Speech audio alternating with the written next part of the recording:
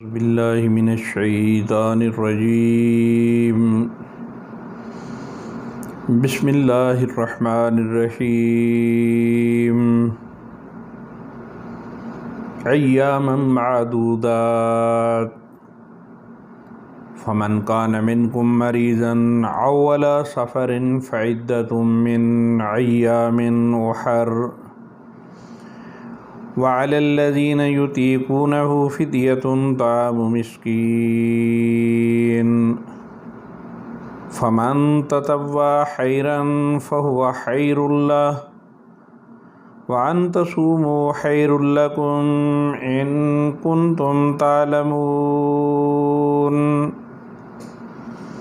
صدق الله العظيم۔ سورہ البقرہ کی آیت مبارکہ نمبر 184 رمضان المبارک کے حوالے سے اللہ رب العزت نے اس پورے رکوع کے اندر ایک ہی جگہ پہ رمضان کے سارے مسائل بیان فرما دیے ہیں۔ سامعین محترم، رمضان المبارک کا رحمتوں اور برکتوں والا، عظمتوں اور سعادتوں والا یہ مہینہ اور اس کا پہلا عشرہ جسے آقا نامدار صلی اللہ علیہ وسلم نے عشرہ رحمت فرمایا، اپنے اختتام کی طرف رواں دواں ہے۔ ایسا مبارک مہینہ جس کے بارے میں آقا نامدار صلی اللہ علیہ وسلم نے فرمایا کہ قال من قام رمضان ایمانا و احتسابا غفر له ما تقدم من ذنبه، کہ اس رمضان المبارک میں جو کوئی کھڑا ہوا ایمان اور احتساب کے ساتھ، تو اللہ اس کے پہلے سارے گناہ معاف فرما دیتے ہیں۔ یہ بخاری شریف کی حدیث مبارکہ ہے، اور اس میں دو چیزیں بیان کی گئی ہیں، ایک ایمان اور دوسرا احتساب۔ اب ایک بات تو ظاہر ہے کہ روزہ ایمان والا بندہ ہی رکھتا ہے، اور پھر فرمایا کہ ایمان کے ساتھ کھڑا ہوا۔ ایمان کے ساتھ کھڑا ہونے سے مراد یہ ہے کہ جو قرآن حکیم وہ سننے کے لیے رمضان المبارک کی رات میں تراویح کی نماز میں کھڑا ہوا ہے، اس میں اس کا یہ ایمان ہونا چاہیے کہ میں جو قرآن حکیم سن رہا ہوں، اس میں اللہ رب العزت کے جتنے احکامات ہیں یہ سارے کے سارے احکامات 100% درست ہیں، ان میں ذرا برابر شک کی گنجائش نہیں، انہی احکامات کے اندر میری فلاح اور کامیابی ہے، اور ان احکامات سے سر منہ بال برابر بھی انحراف نہ کریں، ان میں ذرا برابر بھی شک نہ کریں۔ یہ ہے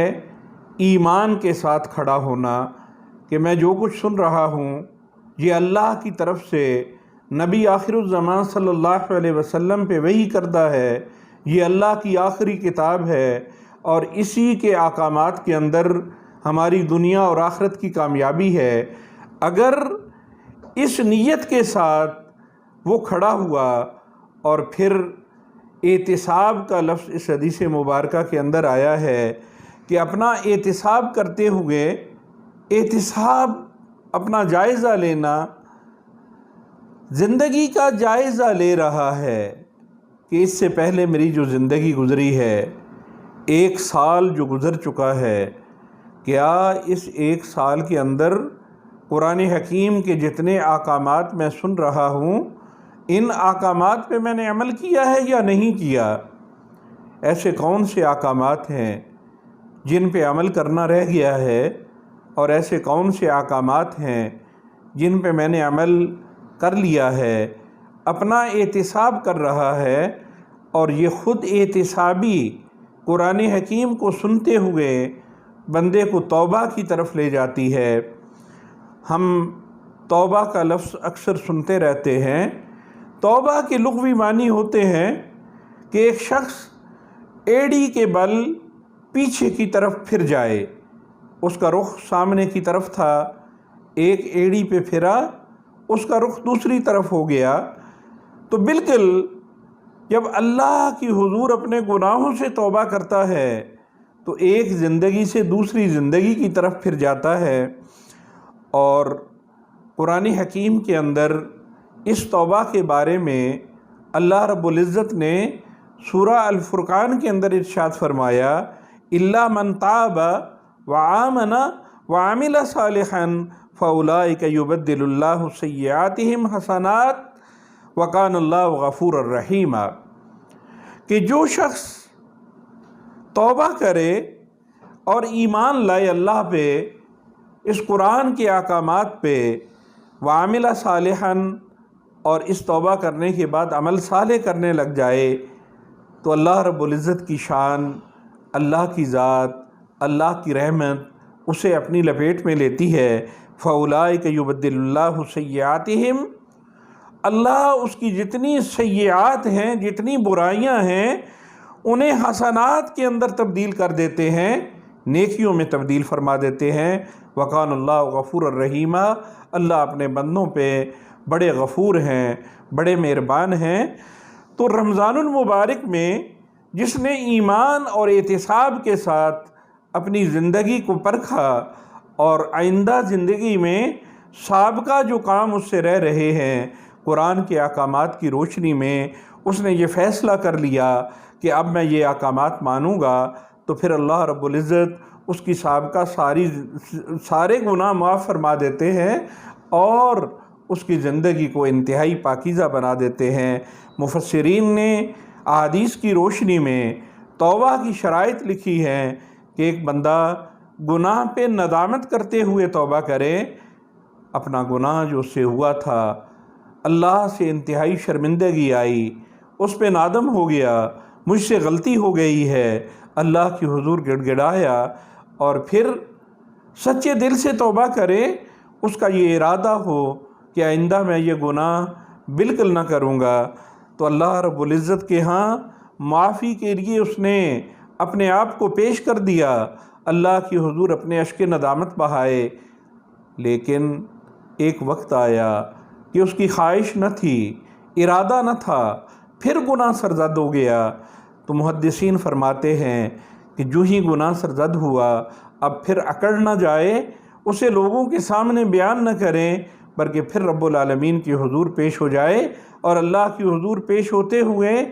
پھر اللہ کی حضور گڑ گڑائے، اللہ مجھ سے غلطی ہو گئی ہے، تو معاف فرمانے والا ہے، تو غفور الرحیم ہے، میری اس غفلت کو، میری اس گناہ کو، میری اس غلطی کو معاف فرما دے، تو رب العالمین کی رحمت اپنے جوش میں آتی ہے اور اس کے اس گناہ کو معاف فرما دیتے ہیں۔ رمضان المبارک کی مبارک ساعتوں کے اندر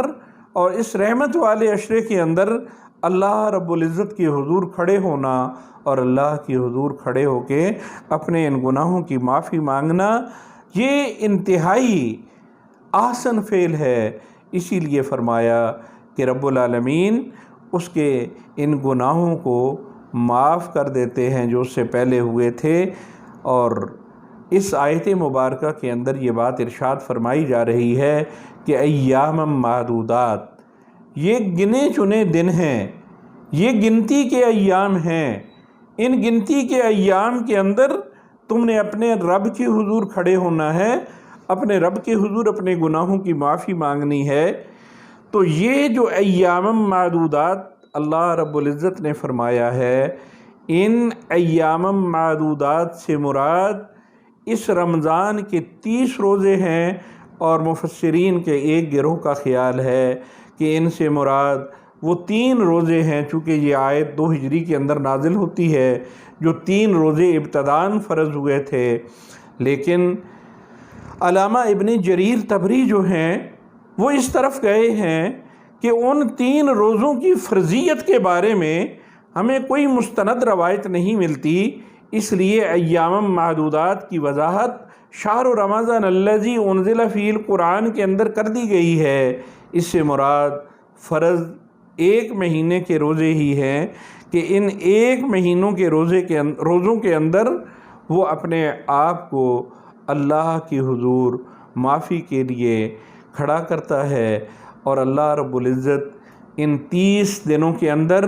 اس کی تربیت فرماتے ہیں، اس کے گناہوں کو معاف فرماتے ہیں، اور ان ایام کو اپنی زندگی کے لیے انتہائی